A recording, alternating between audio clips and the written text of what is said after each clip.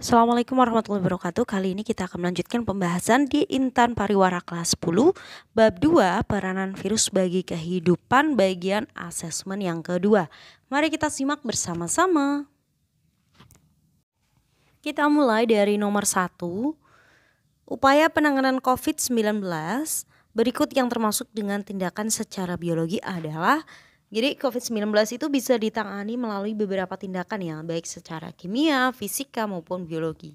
Tindakan secara biologi yang dapat dilakukan untuk mengatasi COVID adalah dengan melakukan vaksinasi dengan dosis yang lengkap. Nah, vaksinasi ini merupakan salah satu upaya yang dirasa paling efektif untuk mengatasi pandemi yang masih berlangsung hingga saat ini.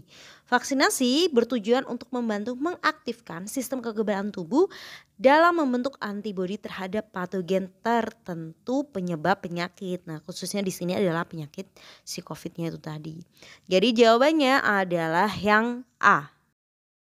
Nomor 2, mencuci tangan menggunakan sabun sangat dianjurkan untuk mencegah infeksi virus SARS-CoV yang menyebabkan COVID-19.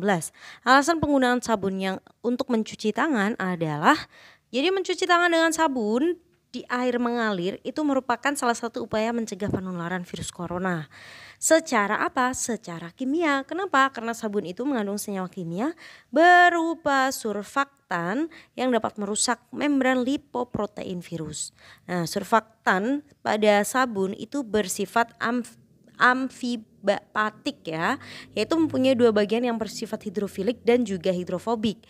Kalau bagian si kepalanya itu bersifat hidrofilik, sedangkan bagian ekornya bersifat hidrofobik. Oke, jadi jawabannya di sini adalah yang B. Nomor 3, perhatikan gambar berikut. Kegiatan pada gambar tersebut menunjukkan salah satu usaha untuk mencegah penularan penyakit akibat infeksi. Jadi gambar di soal ini menunjukkan seseorang sedang melakukan fogging. Nah, fogging ini biasanya digunakan untuk membasmi berbagai jenis serangga. Salah satunya adalah nyamuk Aedes aegypti. Nah, nyamuk ini merupakan vektor atau perantara virus dengue ya biasanya nyebutnya. Nah, virus ini tuh bisa menyebabkan penyakit demam berdarah. Jadi di sini jawabannya adalah yang B.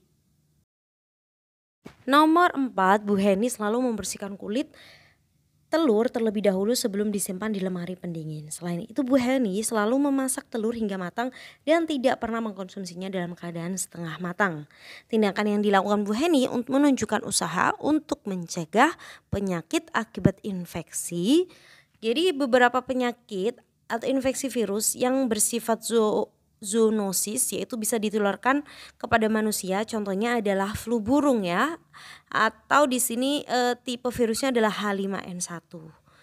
Dan juga yang kedua bisa jadi adalah si rhabdovirus atau rabies. Nah, upaya yang bisa dilakukan untuk mencegah penularan flu burung dari unggas ke manusia yaitu mengkonsumsi telur dan daging unggas setelah masak dengan sempurna. Lalu bisa juga dengan membersihkan kulit telur dan dari kotoran yang biasanya menempel sebelum disimpan. Jadi jawabannya di sini adalah E. Virus influenza A subtype H5N1. Nomor 5, seorang anak mengalami pembesaran pada bagian rahang bawahnya. Kondisi tersebut terjadi akibat pembengkakan kelenjar ludah karena infeksi virus. Upaya pencegahan yang bisa dilakukan agar terhindar dari penyakit tersebut yaitu dengan pemberian vaksin. Jadi dilihat dari ciri-cirinya adanya pembengkakan di bagian kelenjar ludah bawah. Nah, ini berarti anak tersebut mengalami gondongan ya. Gondongan itu disebabkan oleh yang namanya MAM virus. Nah, ini bisa dicegah dengan pemberian vaksin seperti MMR yaitu Mumps, Measles, and Rubella. Jadi di sini jawabannya adalah yang A.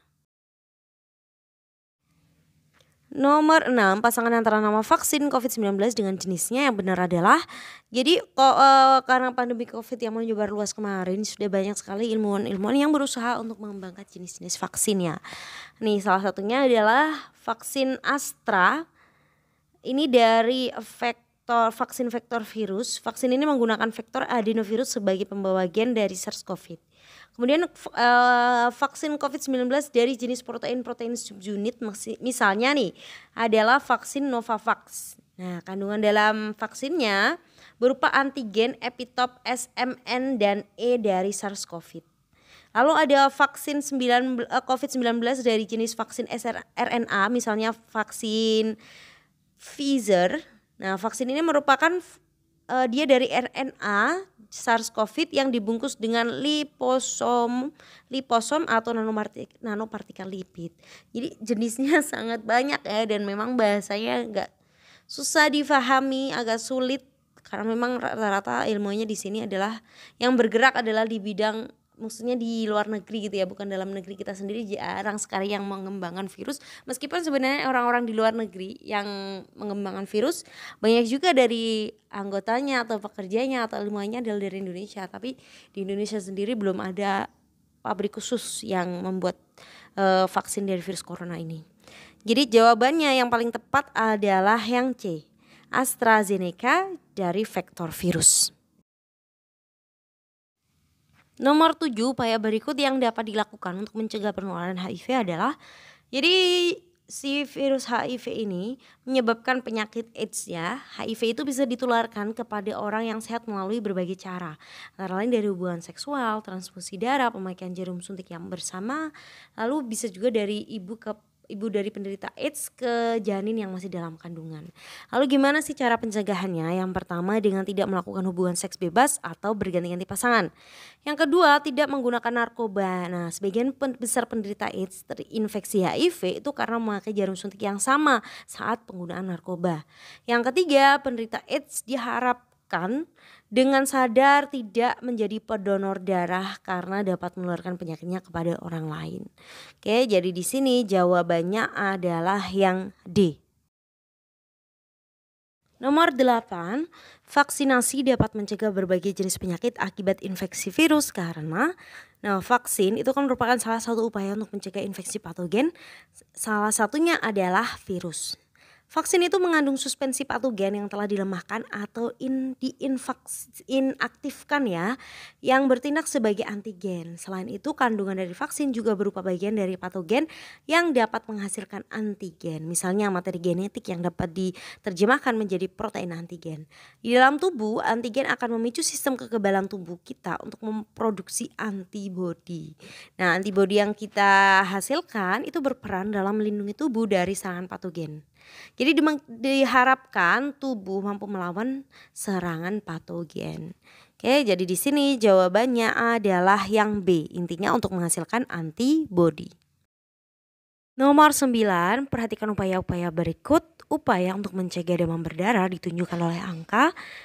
Jadi demam berdarah itu bisa dicegah dengan cara melakukan pemberantasan sarang nyamuk melalui gerakan satu rumah satu jumantik, yaitu jurus memantau jentik dengan 3M+. Nah, rutinlah melakukan 3M+ ini di lingkungan tempat tinggal agar memutus perkembangbiakan nyamuk Aedes aegypti sehingga dapat terhindar dari demam berdarah. Selanjutnya bisa memberantas sarang nyamuknya yang ada di rumah dengan menyemprotkan produk-produk pestisida rumah tangga. Contohnya seperti baygon dan lain-lain lah ya.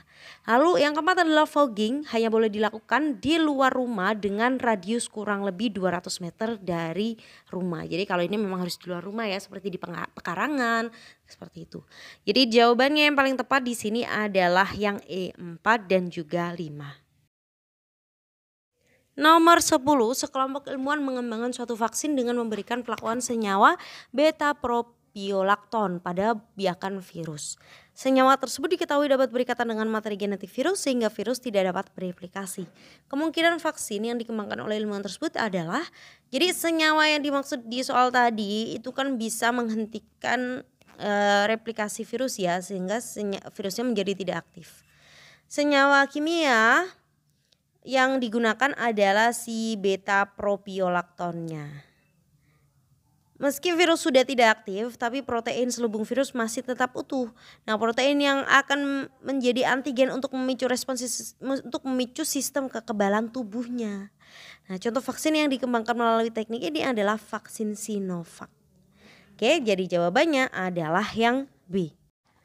Jujur di bab ini memang penuh tantangan, banyak sekali kosakata baru yang Mimin juga nggak ngerti itu apa, jadi harus searching sana sini dulu untuk dapat informasi. Karena mungkin babnya karena kurikulum merdeka disesuaikan dengan apa yang memang real terjadi saat ini, terutama yang kemarin yang sudah kita lalui yaitu si wabah COVID ya. Jadi kalau kalian ingin tahu lebih banyak tentang ini ya berarti harus membaca dari memang jurnal-jurnal atau web-web penting. Oke, sekian pembahasan kita kali ini. Semoga bermanfaat. Terima kasih. Wassalamualaikum warahmatullahi wabarakatuh.